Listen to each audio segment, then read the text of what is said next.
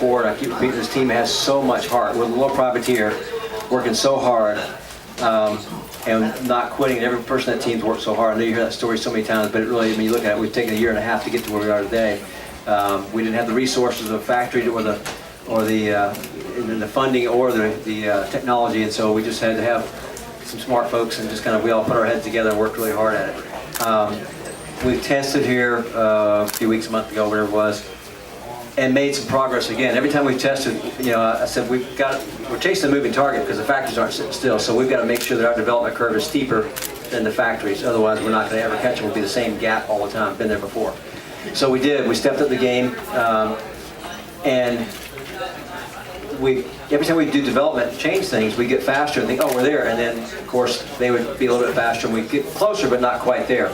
And I really felt like this weekend we'd be close, and we ran with all the red flags. We didn't have a chance to work on the car as much as we'd like to.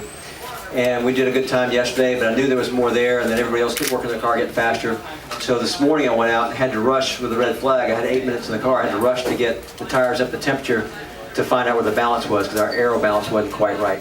And when I ran, I had to go so hard, so quick that the tires, they don't like to come in quickly, so it kind of hurt the tires. I wasn't really sure. I knew we had an oversteer, so we came in and said, okay, well, for qualifying, we're going to change the car because we have to, because we're not going to go as fast as we can without changing the car. So we took the dive planes off the front of the car, and that was just enough to give the balance of the car not so much oversteer, and the car balance was perfect in qualifying.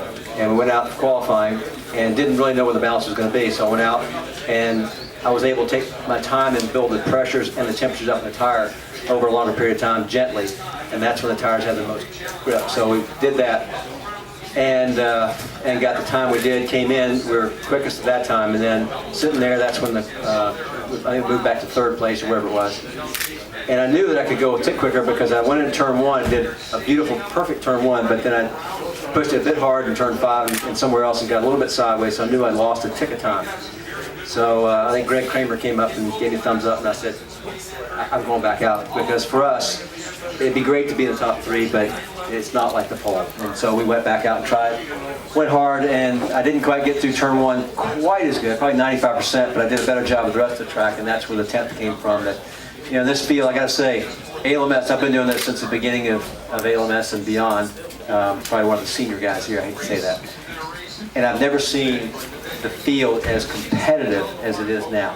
We've had the number of cars we've had, but the field's been spread out. And right now, to have all the factories running so hard with all development, and the cars to be, I mean, last night in night practice, you had 7 cars in a 1/10 of a second.